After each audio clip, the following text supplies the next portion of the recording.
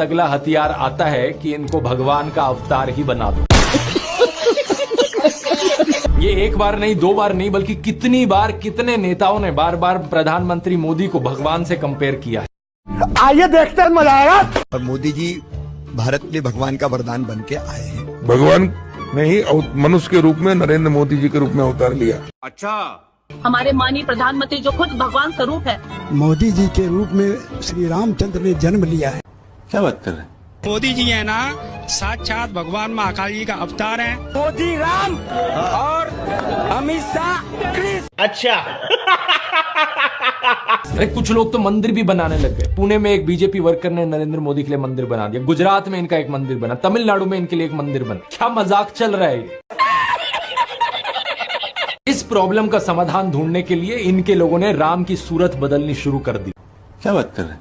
पिछले कुछ सालों में आपने देखा होगा ये एंग्री हनुमान और एंग्री राम की आइकॉनोग्राफी गाड़ियों के पीछे इसे लगाया जाता है, ये दर्शाने के लिए कि ये है असली में भगवान राम। इस सज्जन को क्या तकलीफ है भाई? चरित्र ही बदल दो भगवान का। रामायण में मुसलमानों का कोई जिक्र नहीं है, लेकिन इन लोगों ने रामायण को भी तोड़ मरोड़ दिया अपने नफरतखोर एजेंडा के लिए। 2016 में एक बीजेपी एमपी ने कहा कि मुसलमान तो रावण के डिसेंडेंट्स हैं। व्हाट्सएप माफिया वालों ने हमारे हिंदू स्क्रिप्चर्स में एक झूठा कोट इंसर्ट कर दिया, धर्म हिंसा तथैवच। जो चीज किसी वेद पुराण में नहीं थी, किसी रामायण महाभारत में नहीं थी, इन्होंने जबरदस्ती अपना नफरतखोर एजेंडा बीच में घुसा दिया उसने। ये बड़ी अच्छी बात कही आप। धर्म हिंसा तथा उच्चक, आपको जान करके आनंद होगा कि ये किसी भी ग्रंथ में कहीं पर भी नहीं लिखा हुआ है। क्या बात कर रहे हैं? और इससे आपके रोंगटे भी खड़े हो जाने चाहिए कि ये कौन सी सेंट्रलाइज्ड कॉन्स्पिरेसी यूनिट है जो इतनी बड़ी बड़ी साजिशें करती है कि जो बात धर्म ग्रंथ में लिखी भी नहीं हुई है उसको संस्कृत में लिख करके उसको चारों तरफ व्हाट्सएप से और दूसरे जरियों से फैला देती है। क्या बात है सर, क्या बात है सर, क्या बात, ये बात। सच तो ये है दोस्तों कि ये लोग हमारे हिंदू धर्म को ही तोड़ने मरोड़ने लग गए अपने नफरतखोर एजेंडा को फैलाने के लिए। सही पकड़े हैं। लेकिन अब बहुत से हिंदुओं को इनका एजेंडा समझ में आ गया है। इस तरीके का हमारे धर्म के साथ खिलवाड़ करना लोगों को अच्छा नहीं लग रहा है, इसलिए ये कार्ड भी अब फेल होता जा रहा है। कमर्शियली अवेलेबल डिजिटल कैमरा था, बात तो सही है, लेकिन प्रधानमंत्री मोदी अपने इंटरव्यू में बताते हैं कि उन्होंने पहली बार डिजिटल कैमरा 1987 या 1988 में यूज किया था। क्या बात कर रहे हैं? बताता हूँ, पहले ये देखो।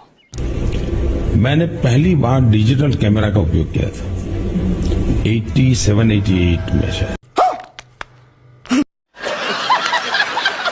मतलब भिक्षा मांगकर यहाँ पर फॉरेन टूर भी कर लिए और डिजिटल कैमरा भी खरीद लिया डिजिटल कैमरा के रिलीज होने से पहले। वाह क्या फकीरी है। वाह मोदी जी, वाह वाह।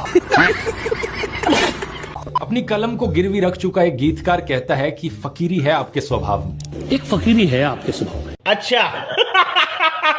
कभी नरेंद्र मोदी खुद ही कहते हैं कि हम तो फकीर आदमी हैं, झोला उठाकर चल पड़ेंगे। अरे हम तो फकीर आदमी हैं, झोला लेके चल पड़ेंगे जी। लेकिन पूरी दुनिया में आपने ऐसा कोई फकीर देखा है जो 1,40,000 का चश्मा लगाता हो? नहीं। अपनी बूढ़ी माँ को नोटबंदी के लिए लाइन में खड़ा कर दिया और खुद घूमते हैं 12 करोड़ की मर्सिडीज। एक तरफ तो शास्त्री जी जैसे प्रधानमंत्री देखे हैं देश ने। बताया जाता है कि उनके पास सिर्फ 2 धोती और 2 कुर्ते हुआ करते थे। बात तो सही है। कुर्ता फटकर इस्तेमाल करने लायक ना रहे तो उसे भी रुमाल बना लेते थे लाल बहादुर शास्त्री जी। ये बड़ी अच्छी बात कही आप। लेकिन प्रधानमंत्री मोदी की यूएस विजिट की इन फोटोज को देखिए, एक दिन में 4 बार कपड़े बदलते हैं। बस यही देख के तो पूरे सपने आते हैं। द प्रिंट में लिखे गए इस आर्टिकल को देखिए। उत्तराखंड और हिमाचल जाते हुए प्रधानमंत्री मोदी ने 8 घंटे में 4 बार कपड़े बदले। यही नहीं, अभी और सुनिए। इस टाइम्स ऑफ इंडिया के आर्टिकल को देखिए। प्रधानमंत्री मोदी गंगा आरती करने गए तब भी कपड़े बदलते जा रहे हैं। हुबली टाइम्स वालों ने तो इनकी फैंसी ड्रेस का एक पूरा कोलाज बना दिया। इंडिया टुडे ने भी इनकी 22 हेड गियर्स की कलेक्शन दिखाई है इस आर्टिकल में, और इस इंडियन एक्सप्रेस के कोलाज को भी देखिए। ये सब क्या देखना पड़ रहा है? अच्छा है मैं अंधा हूं। अगर ये फकीरी वाली बात भी नहीं बैठती लोगों में तो इस सब के बाद नरेंद्र मोदी अक्सर कहते हैं कि उन्होंने भिक्षा मांगकर गुजारा किया। कभी कहते हैं कि 35 साल के लिए, कभी कहते हैं 40 साल के लिए। आइए देखते हैं, मजा आएगा। करीब 40 साल मैंने भिक्षा मांग करके खाया है। मैं 35 साल तक भिक्षा मांग करके खाया था। चलो इतनी तो बोलने में गलती हो सकती है, 35 साल हो 40 साल हो, लोग अक्सर भूल जाते हैं। बात तो सही है। लेकिन सवाल ये कि वो एमएलए पहली बार बने 2002 में, तब उनकी उम्र होगी 52 इयर्स। लेकिन उससे पहले 90s में ही पता नहीं कैसे उन्होंने फॉरेन टूर्स कर ली। ये फोटोज देखो उनकी, आईफिल टावर के सामने पेरिस में, व्हाइट हाउस के सामने अमेरिका में, हॉलीवुड के सामने, लंदन गए, वो मलेशिया गए। वाह क्या सीन है, वाह क्या सीन है। क्या 40 साल भिक्षा मांगकर इतने पैसे कमाए जा सकते हैं कि फॉरेन के टूर्स कर ले 90s में? और साथ ही साथ इसी बीच में नरेंद्र मोदी ने बीए और एमए की 2 डिग्रीज भी कर ली अलेजिडली। ये कैसे हो गया? इस सज्जन को क्या तकलीफ है भाई? तो इन बीजेपी वालों ने क्या सोचा कि अवतार से एक लेवल नीचे इन्हें सर्वगुण संपन्न शक्तिमान दिखाया जाए। वाह क्या सीन है। जितना नजर में रहोगे उतना लोगों के दिमाग में घुसोगे। सही पकड़े हैं। अखबार पर नरेंद्र मोदी, रेडियो पर नरेंद्र मोदी, टीवी चैनलों पर नरेंद्र मोदी, फेसबुक पर नरेंद्र मोदी। यही नहीं, अभी और सुनिए। पेट्रोल पंप की होर्डिंग्स पर नरेंद्र मोदी, सड़क पर पोस्टर छपे हैं, गूगल एड्स पे करोड़ों खर्च करके अपना चेहरा दिखा रखा है, हर एक सरकारी स्कीम के इश्तिहार पे। बस यही देख के तो पूरे सपने आते हैं। अरे ये सब तो छोड़ो, कोविड वैक्सीन के सर्टिफिकेट पे भी नरेंद्र मोदी। सेल्फी पॉइंट्स तक बना डाले इन्होंने जगह जगह। 2022 की इस रिपोर्ट को देखिए। आईएनबी मिनिस्ट्री ने बताया कि सरकार ने 8 सालों में 6400 करोड़ से ज्यादा रुपए खर्च किया एडवर्टाइजमेंट्स पर।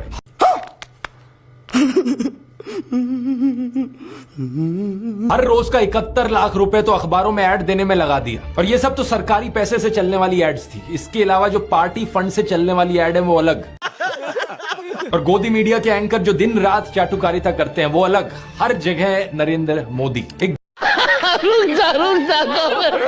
गायक थे जिम मॉरिसन, उन्होंने कहा था कि जो मीडिया को कंट्रोल करता है वो दिमाग को कंट्रोल करता है। सही पकड़े हैं। अब यही हो रहा है कि हर तरफ मोदी का चेहरा देखकर लोग उकता गए हैं। और ये जो वॉर रुकवाने वाली कहानियां हैं, इन पर पूछा जा रहा है कि इतनी ही वॉर रुकवाने वाले हो तो मणिपुर की हिंसा क्यों नहीं रुकवा देते? ये बड़ी अच्छी बात कही आप। इलेक्ट्रॉन बॉन्ड का पैसा है, कहीं तो यूज होगा। किसी एक्टर को उठा के बेटी बना देंगे। पापा ने वॉर रुकवा दी, पापा मणिपुर के दंगे क्यों नहीं रुकवाते? लोग पूछ रहे हैं कि भारत में सब चंगा सी है तो 2022 में सब रिकॉर्ड तोड़ते हुए 2.25 लाख लोगों ने भारतीय नागरिकता क्यों छोड़ दी? Good question. इस मोदी मैजिक के खत्म होने का सबसे बड़ा सबूत यही है कि बीजेपी को दूसरी पार्टियों के उन नेताओं को अपनी पार्टी में लाना पड़ रहा है जिन पर भ्रष्टाचार के एक से बढ़कर एक आरोप लगे। अगर मोदी मैजिक अब सही में बचा होता तो मोदी के नाम से ही चुनाव जीता जा सकता था। सही पकड़े हैं। इन बाहर के नेताओं को लाने की जरूरत नहीं थी अपनी पार्टी में। ये झूठ, डर और नफरत फैलाने की जरूरत नहीं थी। क्या बात है सर, क्या बात है सर। इस वीडियो में तो मैंने आपको नरेंद्र मोदी का वो चेहरा दिखाया है जो व्हाट्सएप माफिया आपको दिखाता रहता है। अगले वीडियो में मैं आपको दिखाऊंगा उनका असली चेहरा, उनके माइंड में क्या क्या चलता रहता है। अभी मजा आएगा ना। व्हाट्सएप पर इनकी आधी अधूरी क्लिप्स तोड़ मरोड़ के दिखाई जाने लगी कि जैसे राहुल गांधी में तो कोई समझ ही नहीं है, वो तो बिल्कुल बेवकूफ इंसान है। ये बड़ी अच्छी बात कही आप।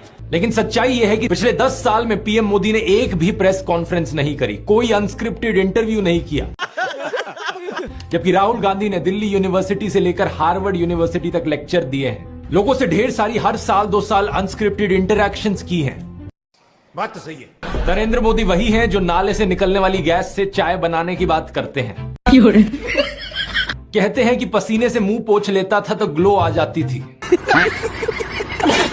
कभी ये क्लाइमेट चेंज को डिनाई करते हैं कि गर्मी नहीं बढ़ रही बल्कि हमारी गर्मी सहने की शक्ति कम हो रही है। तो कभी ये बादलों से रेडार का सिग्नल रोकने की बात करते हैं। आइए देखते हैं, मजा आएगा। मैंने कहा इतने क्लाउड है, बारिश हो रही है तो एक बेनिफिट है कि हम राडार से बच सकते हैं।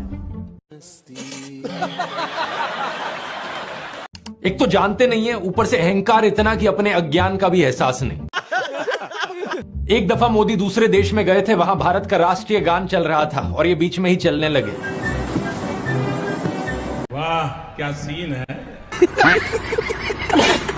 ऐसी गलती किसी से भी हो सकती है, लेकिन बात मैं यहां पर यह बताना चाह रहा हूं कि प्रधानमंत्री मोदी की भी फनी क्लिप्स बहुत सारी हैं। दूसरों को पप्पू बोलने से पहले अपनी क्लिप्स पर नजर डाल। ये बड़ी अच्छी बात कही आप। व्हाट्सएप पर और गोदी मीडिया के जरिए आपको बार बार बताया जाता है कि नरेंद्र मोदी इतने महान हैं क्योंकि उन्होंने देश के लिए अपने परिवार को छोड़ दिया, अपनी पत्नी को छोड़ दिया। देखो वैसे ये एक पर्सनल मामला है, किसी पति पत्नी की आपस में ना बने ये कोई बड़ी चीज नहीं है, बहुत से लोगों के साथ ऐसा होता है। बात तो सही है, लेकिन यही लोग खुद इस पर्सनल बात को बीच में लाते हैं इसे अचीवमेंट के तौर पर दिखाने के लिए। सही पकड़े हैं। देश के लिए पत्नी को छोड़ दिया, कोई सेंस है इस बात का? पूर्व प्रधानमंत्री लाल बहादुर शास्त्री जी ने तो अपनी पत्नी को नहीं छोड़ा, तो क्या वो देश के लिए काम नहीं कर पाए? इस सज्जन को क्या तकलीफ है भाई? महात्मा ज्योतिबा फूले की पत्नी सावित्रीबाई फूले के बारे में तो सब जानते हैं, क्या उन्होंने देश के लिए महान काम नहीं किया? बात तो सही है। आपने अगर रामलीला देखी है तो उसमें भी देखा होगा कि कैसे सीता जी ने भी भगवान राम का साथ दिया वनवास में, और राम ने उन्हें बचाने के लिए क्या क्या नहीं किया।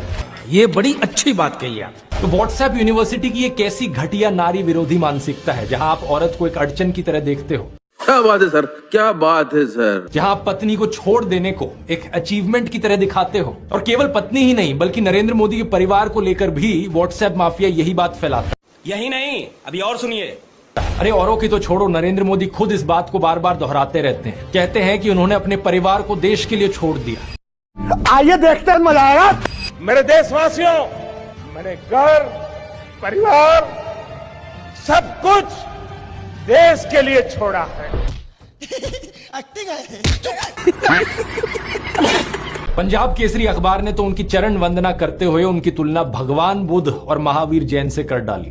बेशर्मो, शर्म करो शर्म। लेकिन इन लोगों से मैं पूछना चाहता हूँ, कभी भगवान बुद्ध ने अपना घर छोड़कर ऐसे बयान दिए क्या? सम्माननीय, आदरणीय दीदी। फरवरी 2020 में गुजरात में नमस्ते ट्रंप इवेंट हुआ था, तो गरीबों को छुपाने के लिए एक 1600 फुट लंबी दीवार बनाई गई थी। क्या बात कर रहे हैं? जरा खुद सोचकर देखो, 1995 से लेकर 2020 25 साल से गुजरात में बीजेपी की सरकार थी, जिनमें से 3 बार तो खुद नरेंद्र मोदी ही चीफ मिनिस्टर थे। बात तो सही है, लेकिन इनसे गरीबी नहीं हटाई गई, उल्टा ये गरीबों को छुपाने लग गए। इस सज्जन को क्या तकलीफ है भाई?